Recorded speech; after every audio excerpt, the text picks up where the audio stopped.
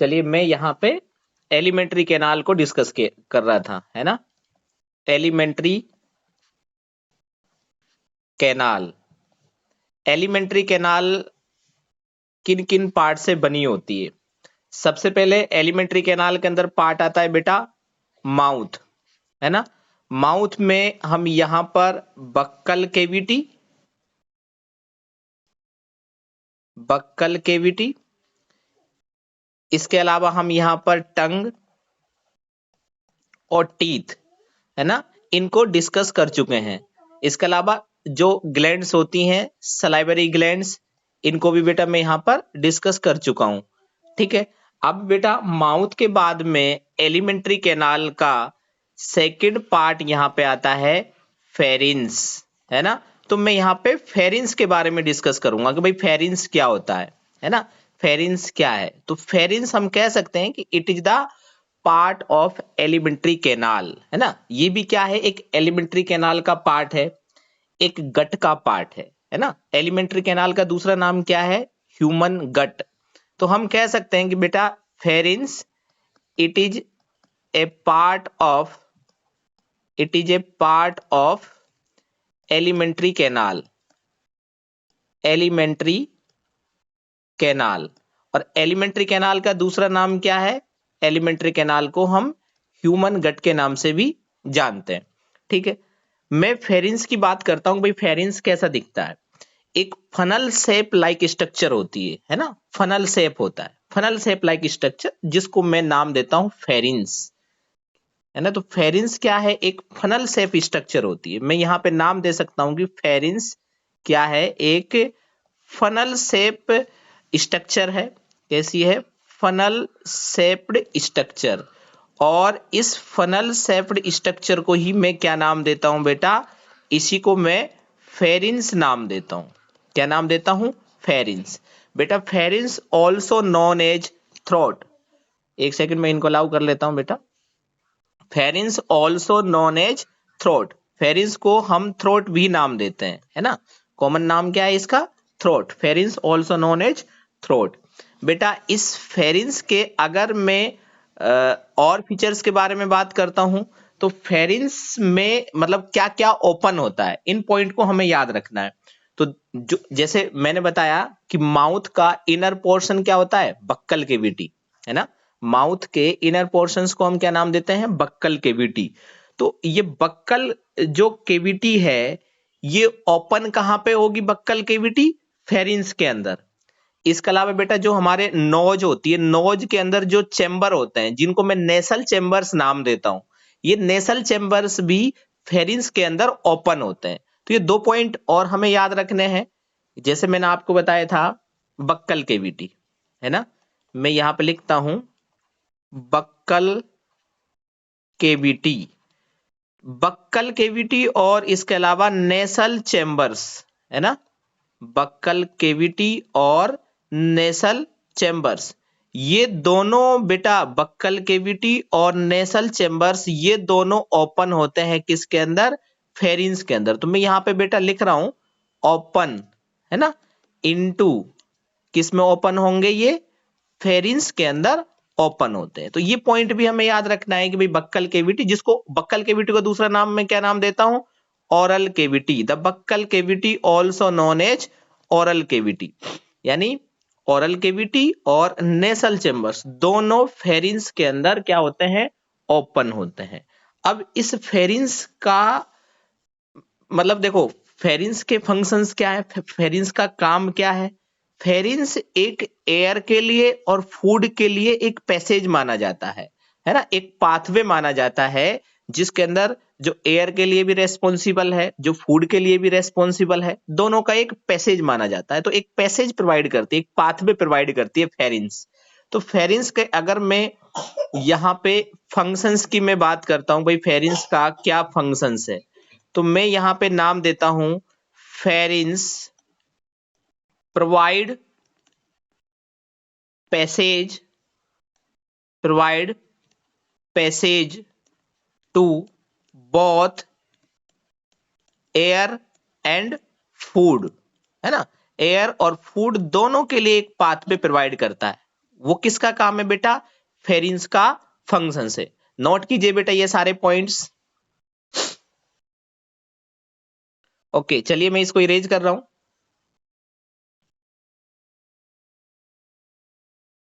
अब मैं एक फेरिंस के बारे में बात करता हूं। भाई फेरिंस के कितने पार्ट हो सकते हैं, फेरिंस को कितने पार्ट में हम डिवाइड कर सकते हैं? तो फेरिंस को हम जनरली 3 पार्ट के अंदर डिवाइड कर सकते हैं, है ना। फेरिंस को हम जनरली 3 पार्ट के अंदर डिवाइड कर सकते हैं। तो मैं कह सकता हूं कितने पार्ट में डिवाइड कर रहा हूं बेटा? 3 पार्ट्स के अंदर मैं इनको डिवाइड कर रहा हूं फेरिंस को।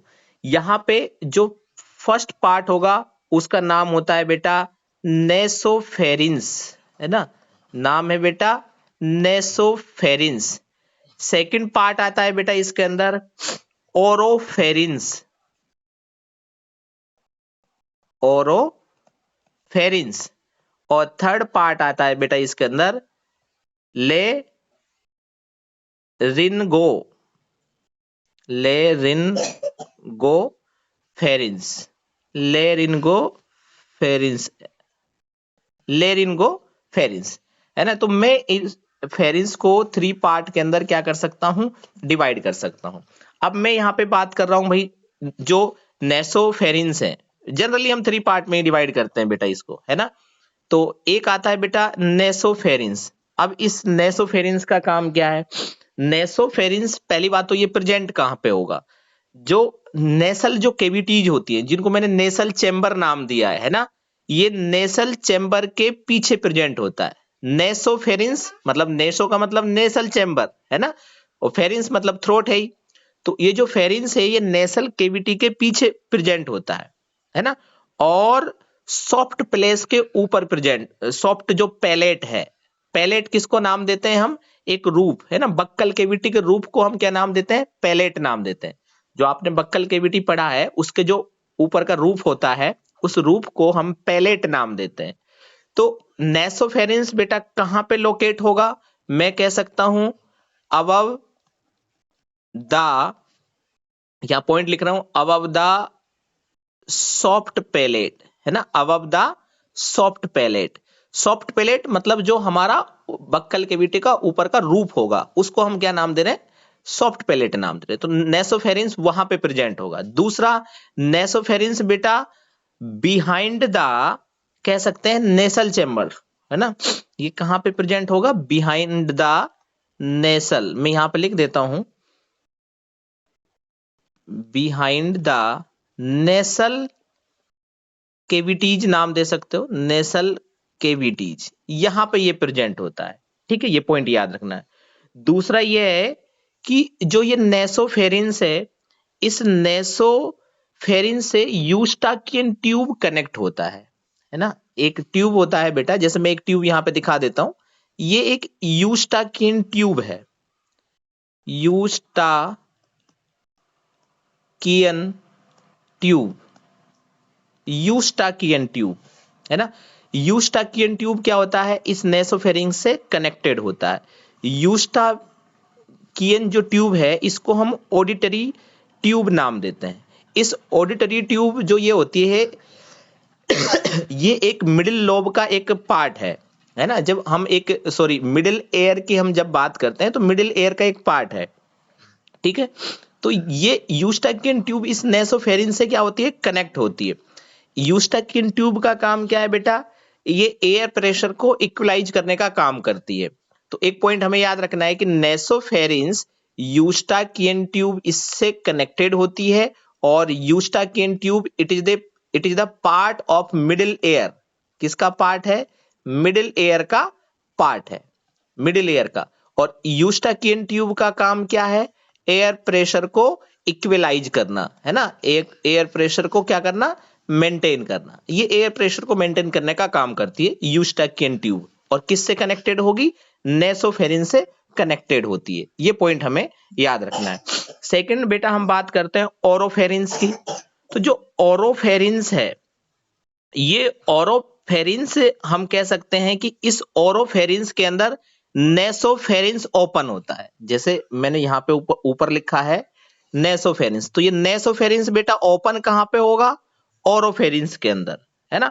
और जो ओरल केविटी है वो भी ओरोफेरिंस में क्या होती है, ओपन होती है। तो ओरोफेरिंस के अंदर क्या क्या ओपन होंगे, नेसोफेरिंस ओपन होगा और ओरल केविटी भी इसके अंदर ओपन होगी ओरोफेरिंस के अंदर। तो फिर ओरोफेरिंस के दो काम हो गए बेटा। ओरोफेरिंस एक कह सकते हैं कि ये एयर और फूड दोनों के लिए एक पाथवे प्रोवाइड करती है। तो मैं यहां पे कह सकता हूं एयर एंड फूड, एयर और फूड दोनों के लिए पाथवे प्रोवाइड करती है कौन, ओरोफेरिंस। अब मैं बात करता हूं लेरिंगोफेरिंस के बारे में। तो जो लेरिंगोफेरिंस है ये एक तरह का फेरिंस का इंफीरियर पोर्शन माना जाता है। क्या माना जाता है, इंफीरियर पोर्शन, मतलब सबसे नीचे वाला पोर्शन यही माना जाता है, जिसको मैं नाम दे रहा हूं लेरिंगोफेरिंस।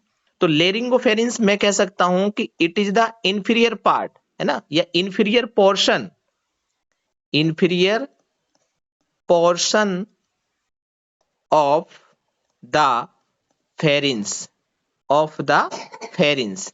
अब इसका काम क्या है बेटा, जो लेरिंगोफेरिंस है ये ईसोफेगस में मतलब ओपन होता है। कहां पे, जैसे इसके बाद में फेरिंस के बाद में कौन सा पार्ट आएगा भाई, ईसोफेगस पार्ट आएगा। तो ये ओपन कहां पे हो रहा है, ये ओपन हो रहा है बेटा ईसोफेगस के अंदर। किसके अंदर, ईसोफेगस के अंदर। और ईसोफेगस को बेटा हम नाम क्या देते हैं, ईसोफेगस क्या है, एक तरह का फूड पाइप, है ना। ईसोफेगस का दूसरा नाम क्या है बेटा, फूड पाइप। ये पॉइंट हमें याद रखने। तो फिर से मैं एक बार रिवाइज करा देता हूं बेटा। फेरिंस को हम 3 पार्ट में डिवाइड करते हैं। फर्स्ट है बेटा नेसोफेरिंस। नेसोफेरिंस सॉफ्ट पैलेट के ऊपर प्रेजेंट होता है, नेसल केविटीज के पीछे प्रेजेंट होगा। नेसोफेरिंस के साथ यूस्टाकियन ट्यूब कनेक्टेड होती है। यूस्टाकियन ट्यूब एक मिडिल एयर का पार्ट होता है और यूस्टाकियन ट्यूब का काम है एयर प्रेशर को इक्विलाइज करना, मेंटेन करना, राइट। अब मैं बात करता हूं ओरोफेरिंस की। तो ओरोफेरिंस एक ऐसा पार्ट है जिसके अंदर नेसोफेरिंस ओपन होता है और बक्कल केविटी भी ओपन होती है। फिर ओरोफेरिंस का काम क्या होगा, एयर एंड फूड के लिए पैसेज प्रोवाइड करना, राइट। फिर आता है लेरिंगोफेरिंस। लेरिंगोफेरिंस एक इनर पोर्शन ऑफ फेरिंस माना जाता है जो एक ईसोफेगस के अंदर क्या होता है, ओपन होता है। चलिए, तो अब मैं यहां पे एक पॉइंट और ये कहता हूं कि जो फेरिंस है, फेरिंस के अंदर कार्टिलेजेज नहीं होते हैं, है ना। फेरिंस के में कार्टिलेजेज एब्सेंट होते हैं। आपने नाम सुना होगा कार्टिलेजेज का, है ना। तो इस फेरिंस के अंदर कार्टिलेजेज क्या होते हैं बेटा, एब्सेंट होते हैं। मैं यहां पे अगर यहां लिखता हूं कि भाई यहां पर क्या होते हैं, कार्टिलेजेज। यहां पे कार्टिलेजेज क्या होते हैं बेटा, एब्सेंट होते हैं। लेकिन एक और होता है दूसरा, लेरिंस। एक होता है बेटा लेरिंस। तो जो लेरिंस है, लेरिंस के अंदर तो कार्टिलेजेज क्या होते हैं, प्रेजेंट होते हैं। तो अब यहां पे इसका मतलब डाइजेस्टिव सिस्टम का पार्ट नहीं है लेरिंस। आपको एक नोट करके यहां पे लिख लेना है कि भाई जैसे फेरिंस के अंदर तो क्या होते हैं, कार्टिलेजेज एब्सेंट होते हैं, बट लेरिंस के अंदर क्या होते हैं, कार्टिलेजेज क्या होते हैं, प्रेजेंट होते हैं। तो यहां पर एक पॉइंट नोट करके लिख लेना कि यहां पर क्या होंगे, कार्टिलेजेज प्रेजेंट होते हैं। अगर मैं लेरिंस की बात करता हूं तो लेरिंस क्या है, लेरिंस एक साउंड प्रोड्यूसिंग ऑर्गन है। क्या है, साउंड प्रोड्यूसिंग ऑर्गन। इसको मैं नाम देता हूं बेटा साउंड प्रोड्यूसिंग ऑर्गन। ये एक तरह का क्या है, साउंड प्रोड्यूसिंग ऑर्गन है। ये पॉइंट हमें यहां पे याद रखना है। चलिए ये पॉइंट नोट कीजिए बेटा।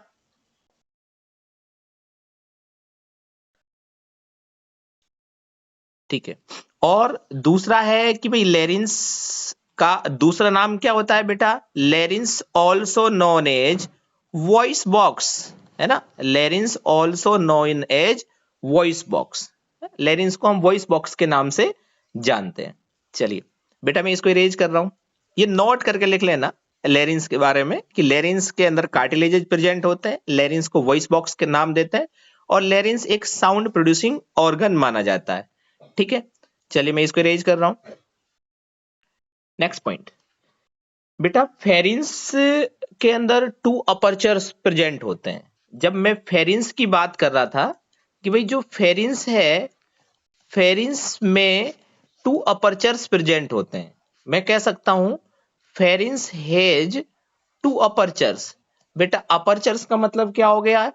एक तरह के होल प्रेजेंट होते हैं, है ना। अपर्चर मतलब एक तरह के पोर प्रेजेंट है या होल प्रेजेंट है, तो उसको अपर्चर नाम देते हैं। फेरिंस हैज 2 अपर्चर्स। बेटा कौन कौन से अपर्चर्स होते हैं यहाँ पे? मैं अगर बात करता हूं यहां पर, तो एक अपर्चर का नाम है बेटा ग्लोटिस। एक अपर्चर का नाम है बेटा ग्लोटिस। तो व्हाट इज द ग्लोटिस बेटा?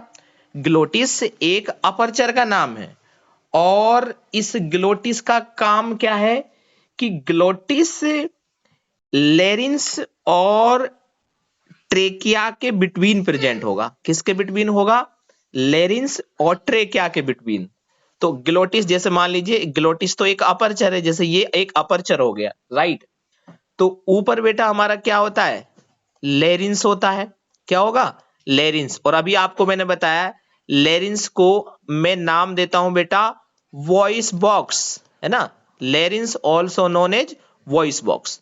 तो लेरिंस और ट्रेकिया, है ना, जिसको मैंने अभी नाम दिया है बेटा विंड पाइप। विंड पाइप बेटा मैं किसको नाम देता हूं? ट्रेकिया को, है ना। Trachea also known as windpipe. तो ट्रेकिया और लेरिंस, इनके बिटवीन एक अपर्चर होता है। इस अपर्चर को बेटा मैं नाम देता हूं यहां पर ग्लोटिस। तो आपको यही पॉइंट याद रखना है कि जो ग्लोटिस है, ये ग्लोटिस लेरिंस और ट्रेकिया के बिटवीन प्रेजेंट होता है। लेरिंस और ट्रेकिया के बिटवीन प्रेजेंट होता है, उसको हम क्या नाम देंगे? ग्लोटिस नाम देते। तो ग्लोटिस को हम सिंपली कह सकते हैं कि भाई ग्लोटिस क्या है ना, एक अपर्चर है, एक स्लिट लाइक स्ट्रक्चर है। तो मैं कह सकता हूं बेटा glottis it is the slit like structure. ऐसे आप लिख सकते हो, स्लिट लाइक स्ट्रक्चर। इसको मैं स्लिट लाइक स्ट्रक्चर नाम देता हूं। तो ये हो गया हमारा क्या? ग्लोटिस। ठीक है, पॉइंट नोट कीजिए बेटा इनको। ग्लोटिस,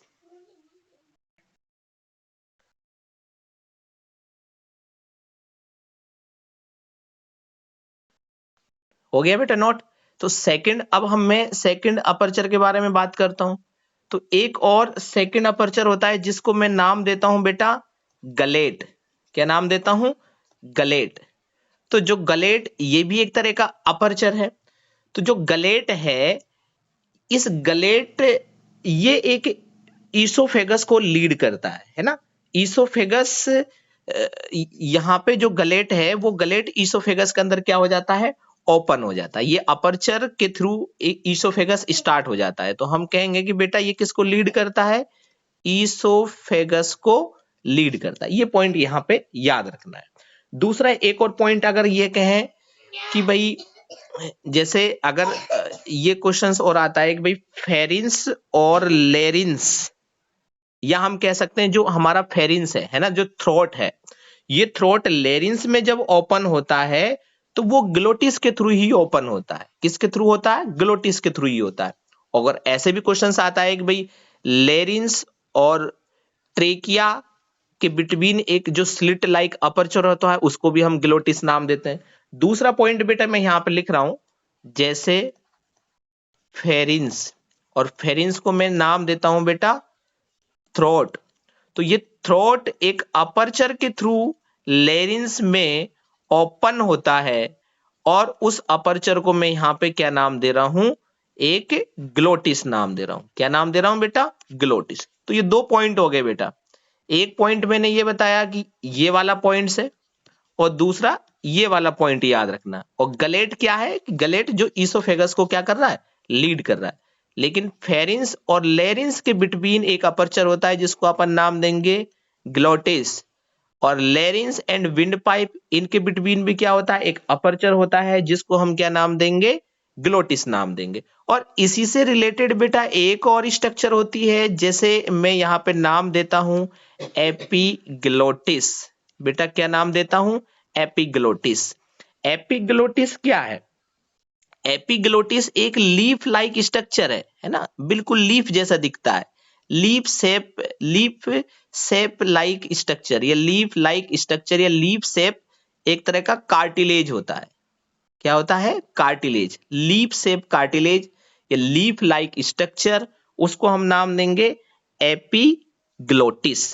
तो ये एपिग्लोटिस क्या करता है? एपिग्लोटिस ग्लोटिस को कवर करने का काम करता है। जैसे मैं यहां पे दिखा देता हूं, ये ब्लैक से मैंने जो दिखाया लीफ जैसी स्ट्रक्चर, तो ये लीफ जैसी स्ट्रक्चर ग्लोटिस को क्या करती है? कवर करने का काम कर रही है ना? क्या कर रही है? कवर करने का काम कर रही है। तो ये क्या करती है? एपिग्लोटिस क्या करती है? एपिग्लोटिस मतलब कह सकते हैं कि फूड की एंट्री को चेक करने का काम करती है। क्या करती है? फूड की एंट्री को चेक करने का काम करती है, और ग्लोटिस को एक कवर करने का काम कर रही है। तो ये क्या हो गया? एपिग्लोटिस, जो कि लीफ शेप कार्टिलेज है। ठीक है, थैंक यू, इसको आप अच्छे से नोट कीजिए।